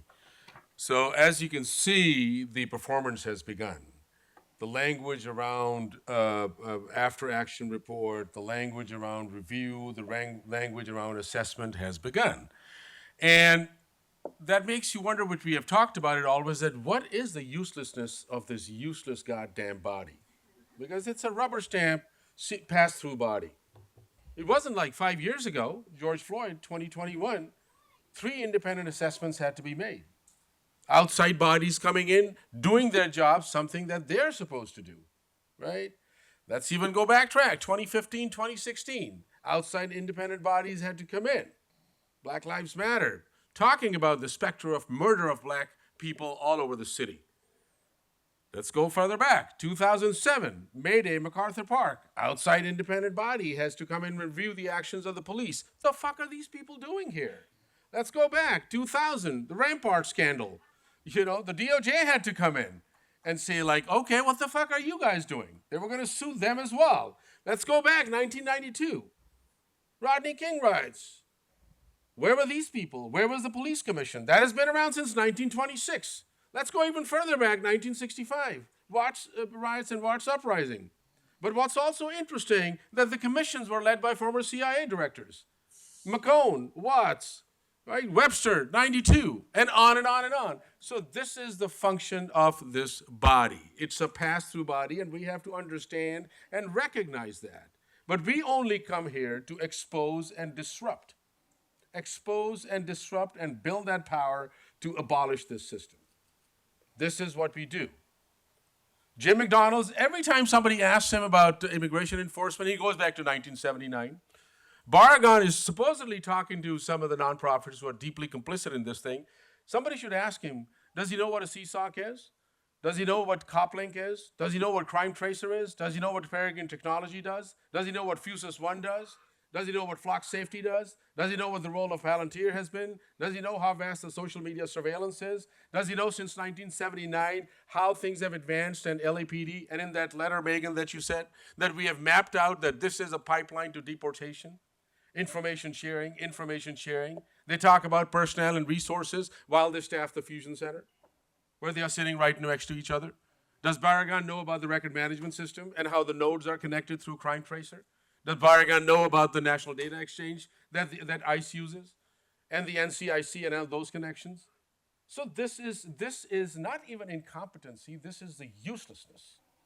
This is the uselessness, and this is what we have to understand. The city council ain't gonna do shit. It's the protesters. It is us, the people. It is us, the people. The next speaker, please, Grace.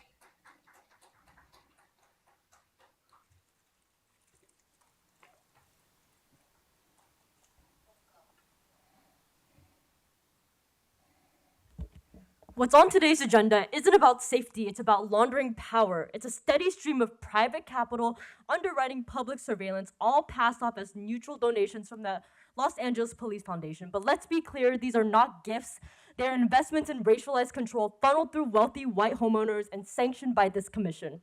$242,000 for 17 ALPR cameras in West LA. This is policing on demand for the Cheviot Hills and California Country Club HOAs. Communities that remain materially insulated from the very state violence their money enables. ALPRs don't just track license plates, they generate a live archive of movement, location, and pattern. Data which LAPD has already lied about sharing.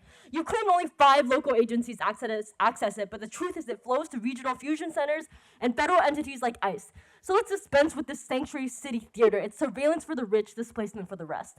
And $20,000 to furnish and upgrade the Topanga Police Station's Community Safety Operations Center. You're literally interior decorating the LAPD's command post for spatial domination. These CSOCs don't just watch, they strategize. They scan, assess, and deploy. They operationalize racialized suspicion into tactical response. This is counterinsurgency with a new paint job. And let's not forget, LAPD is expanding its drone program out of these very divisions. You're building a technological dragnet bit by bit. Drones, license plate readers, predictive policing, all stitched together through a regime of data extraction and interagency sharing. The city becomes a test site, its people reduced to subjects under perpetual surveillance. And then another human trafficking summit. How convenient that the same department criminalizing sex workers, migrants, and killing them, murdering them, Linda Becerra-Moran, now postures as their savior. The logic is consistent. Invoke moral panic to justify expansion. You're not combating exploitation, you're instrumentalizing it. And this has all been said before, but let me say it one more time so hopefully it gets through your thick heads. How do you sit here and talk about protester violence while the LAPD is fracturing skulls, trampling people with horses, and firing crowd munitions into heads and grins? Let's talk about what a street medic treated in just one day, all inflicted by LAPD, and mostly said already. But someone with a traumatic brain injury and a head laceration, someone whose finger was hanging by the skin, a broken leg, a broken hand, multiple people needing stitches, an ear split wide open, people blinded by tear gas, others with goose egg-sized welts, bleeding down their faces, and by the end of the day, the medics ran out of bandages because people's clothes were soaked in blood because of the police. What a grotesque distortion of reality to equivocate that to anything a protester has done, and I prove what you've been saying all along.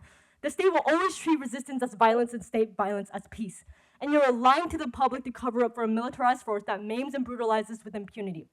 The asymmetry is not just real, it's calculated, and we will not let you rewrite that narrative. And what are you overseeing? What are you reviewing? You rubber stamp every single lie LAPD feeds you and call it accountability. Thank you. Mona Lisa? Mona Lisa? Okay, how about Ganja Girl? Okay, there's no other cards. There's Zoom callers like Nora. There's people like Nora who's waiting a long time to talk. Nora. Thank you. We've gone an hour and 15 minutes. We're going to conclude public comment today, and we're going to take a 10-minute break until 11:25. Thank you. Who's Jones Day work for? Commission will recess for 10 minutes. Who does your fucking law firm work for? Donald Trump, right? Donald Trump, right?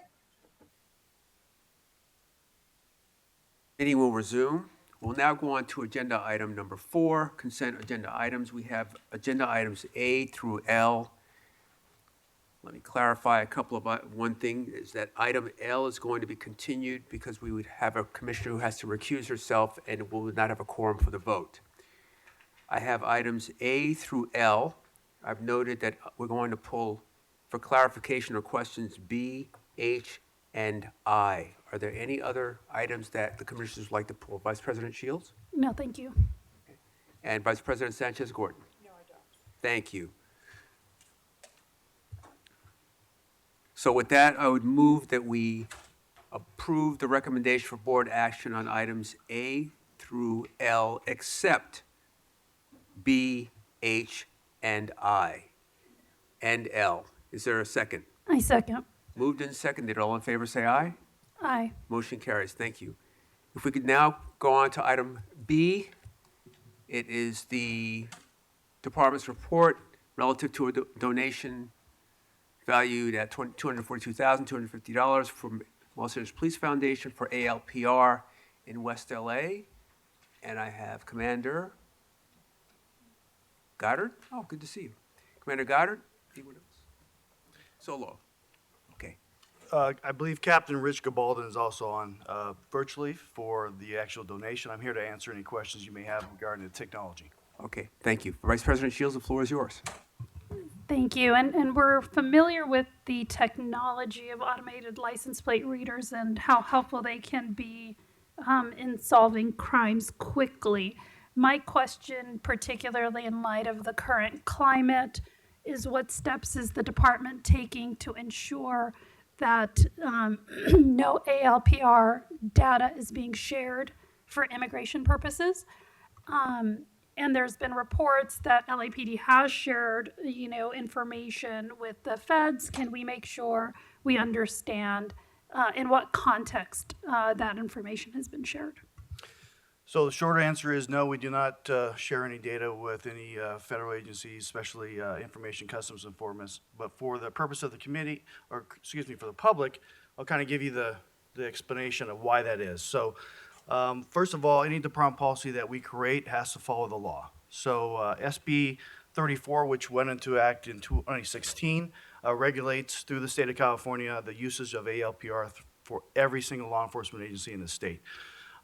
That talks about the sharing of data and what that is. In 2018, SB 54 was enacted, which is the California Values Act, which is an umbrella over all other state law, and that prohibits the department from using any resources, whether that's human resources, whether that's technology, for the purposes of immigration enforcement. We've all heard the chief talk about this has been the practice of the LAPD since 1979, so we do not share any data based upon the law and then our department policy. Now, how do we make sure that that actually is being followed? Every single time somebody logs on to the ALPR database, there's an audit trail. The time, the date they logged on, the user they logged on, the reason they logged on, the reason that they're doing the search, which has to comply with our department policy, has to be need to know, right to know, and all of that is tracked, and all of that is audited on a regular basis through Information Technology Bureau. If anything is ever brought to our attention, obviously we would investigate that. We would take corrective action if need be, all the way up to disciplinary action for those individuals that were not using the database as our department policy states. The only agencies that we share ALPR data with is through a memorandum of understanding. That memorandum of understanding has to go all the way up to the chief of police. It is approved by the chief of police. And in that memorandum of understanding, there is language, which was approved by the city attorney's office, that any agency we do share with, there's only 5, and I'll talk about those 5, they're not allowed to share with any other agency. And explicitly in that is they're not allowed to share with Immigration Customs Enforcement. All of that is tracked.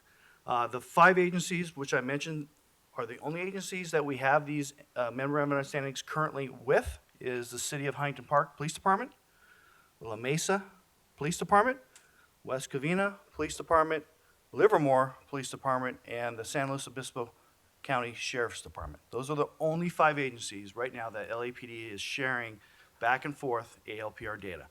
But again, any agency in the state of California is still under the umbrella of the law. So every agency is held to the same standard that they cannot share ALPR data or resources for immigration purposes. And I know that the department is involved in certain like federal task forces so that they can be working on criminal investigations with other federal law enforcement.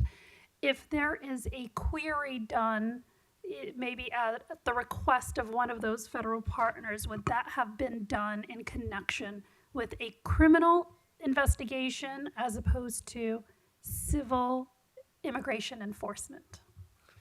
So as we do these task force, the federal employees or officers or agents, they do not have access to our system. So let's say one of our officers or detectives who does have access goes in. Again, they'd have to put the reason for that search. If that search is to find a murder suspect, no problem. If that search they put in immigration enforcement, that would be a significant problem, a deviation from a policy, and then ultimately result in disciplinary action. So that's how these task forces work together. Just because we're in a task force doesn't mean that our employees do not follow our department policy. Always do. Wonderful, thank you. I think those answers my questions. Thank you. Okay, thank you. Any questions, Commissioner Sanchez-Gordon? Yes, just following up on the statement you made regarding a officer trying to get into the database to get information to share with ICE in particular. How would you know that? What kind of auditing do you have? So we do quarterly auditing. We put in a randomizer and we look at users' behavior. We look at their audit trail. How many times are they going in the system? For what reasons are they going in the system? We're making sure that those reasons they're going in the system are compliant with our department policy. So we do these audits to ensure people are doing it. We provide training before we even give access to the system, which explicitly in that training, which is on our learning management system, lays out clearly what the department policy is, really focuses on the need to know, right to know, and how we use that data. And they are basically signing that they understand and they do it, and then we do audits on top of that. Well, it sounds pretty thorough as far as the auditing and trying to make sure that that any data sharing is not out of policy. However, we've here in the commission almost on a regular weekly basis, we do hear concerns from the public, always honing in on this data sharing of the police and sharing it specifically with ICE. So I want to know, why do they come to that conclusion if we have this very detailed auditing within LAPD? I can't answer for them. Obviously, there's a narrative in society for that, but I can assure you the facts. The facts are we have very good policies in place for this police department, those policies of which the state has modeled their state law after. And we take it very seriously to make sure that the technologies that we use are going towards reducing the fear and incidence of crime in the city of Los Angeles to uphold the law, protect our citizens. We don't have time to deal with anything other than that. So we take that seriously. Obviously, people are going to come and have a different narrative, but those, unfortunately, are not the facts. Thank you. Thank you. There are no other questions or comments. I move that we adopt the recommendation for board action for item 4B. Is there a second? I second. Moved in second, and all in favor say aye. Aye. Motion carries. Thank you very much. Commander, thank you. We'll now move on to agenda items number 4H and I. And the executive director has a clarification on those items to be made. Sir, the floor is yours. Thank you, Mr. President. So items H and I relate to service fees and police permit fees for 2026. Those reports include the 2025 fees. I just want to make clear that the 2025 fees that are listed in the reports are fees that have been approved by the Board of Police Commissioners and have subsequently been approved by the Public Safety Committee. They have not yet been approved by the City Council. Nevertheless, the deadline is upon us to submit the fees for 2026. So the prices that the public are currently paying for services and police permits still reflect the 2024 numbers. It's anticipated that these 2025 numbers will become effective in the near future, but I just wanted to provide that context. Thank you for that clarification. Are there any questions or comments regarding the executive director's remarks? Vice President Shields? No, thank you. Commissioner Sanchez-Gordon? I have none. Thank you very much. Having heard that, I move that we adopt a recommendation for board action for items 4H and I. Is there a second? I second. Moved in second, all in favor say aye. Aye. Motion carries. Thank you very much. And Executive Director, thank you, sir. The commission will now recess into closed session. Thank you all very much. The Board of Police Commissioners will now recess into closed session to discuss items number 5A1 and 5A2 in accordance with Government Code 54957.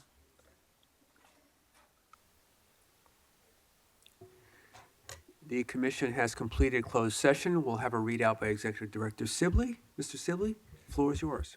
Thank you, Mr. President. So regarding item 5A, at the regular meeting of the Board of Police Commissioners on June 17th, 2025, during the closed session, the board made the following findings, all by a 3-0 vote. So for 5A1, which is officer-involved shooting 034-24, for tactics, tactical debrief, 2 police officers, 2. For drawing and exhibition of a firearm, in policy, no further action, 2 police officers, 2. And for lethal use of force, in policy, no further action, 1 police officer, 2. Then 5A2, which is law enforcement related injury 035-24. For tactics, tactical debrief, 1 sergeant, 1, and 2 police officers, 2. And for intermediate use of force, in policy, no further action, 2 police officers, 2. And that concludes the report out, Mr. President. Thank you. I move that we adjourn today's meeting. Is there a second? I second. Moved and seconded. All in favor say aye. Aye. Motion carries. Thank you very much.